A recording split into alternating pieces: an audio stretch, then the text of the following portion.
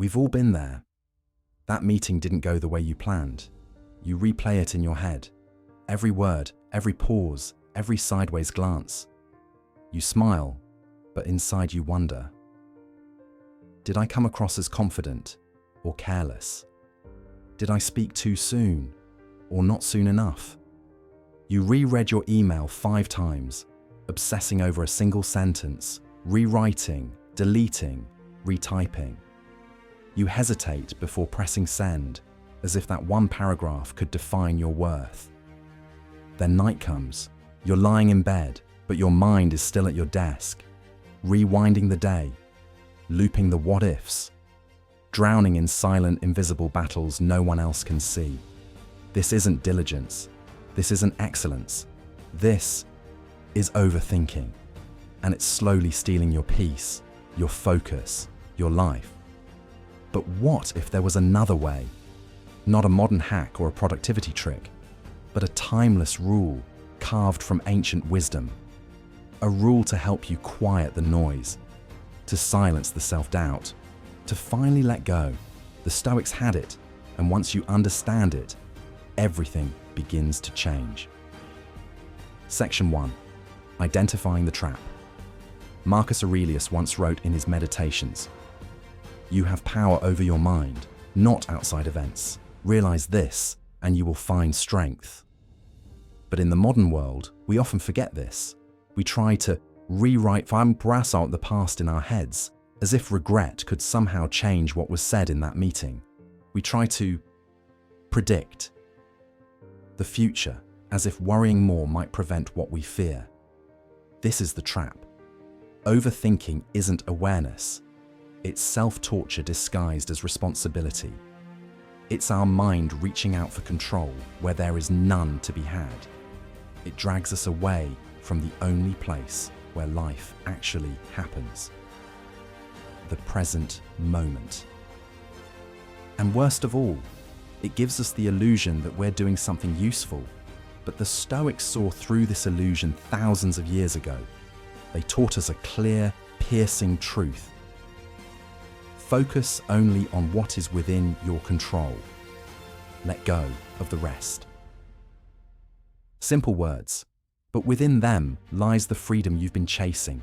Your attention is a currency, and overthinking is how you spend it, on things that will never pay you back. So ask yourself, where is my mind right now? Is it in the past that cannot be changed? Is it in a future that hasn't yet arrived? Or is it here, where my actions matter and where my power still lives? 2. The Stoic Rule. The Stoic rule for overthinking at work. Control what you can. Let go of what you can't. Act, then detach. It sounds simple, but when your mind is spinning at 2 a.m., when your chest is tight with anxiety, when the weight of invisible expectations starts to crush you, this rule becomes your lifeline. Repeat it. Write it down. Live it. Let it become your anchor when the storm hits. Did you prepare for the meeting? Then you've done your part. That effort, that intention is within your control. Did someone misread your tone, take things the wrong way, or stay silent when you hoped they'd speak? That part? That's not yours to carry. Send the email with clarity and kindness. Then, let it go. Walk into the room with presence. Then, release the need to be liked or praised. You are not responsible for the story others write in their minds, only for the integrity of your own actions. And no, this isn't indifference, this isn't apathy, it's something far more powerful. This is freedom, the kind that can't be shaken by office politics or unread messages, the kind that allows you to breathe again, to work from a place of purpose, not panic. This is the kind of clarity the Stoics lived for, and the kind you can claim, starting now. Shift your mindset.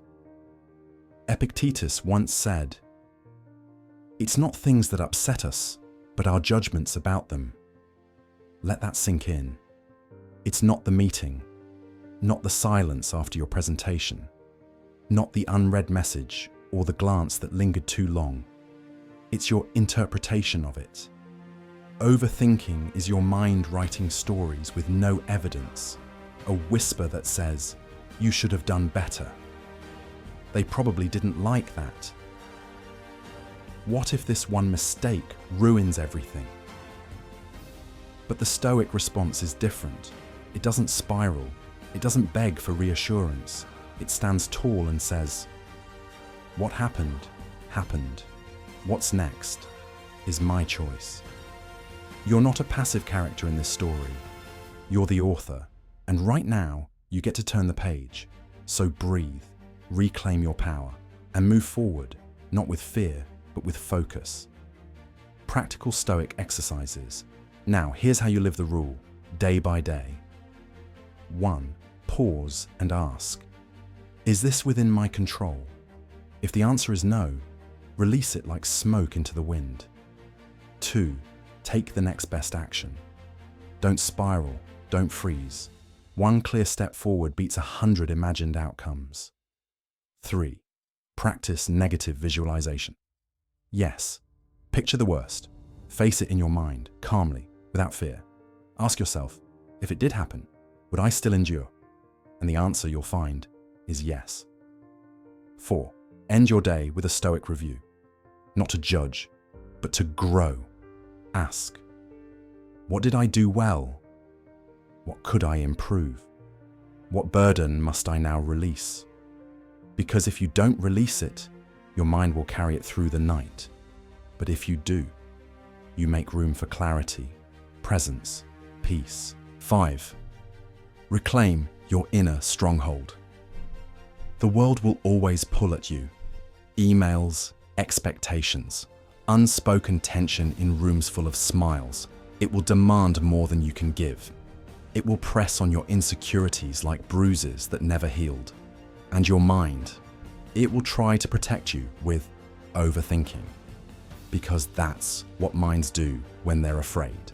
But you are not just your thoughts.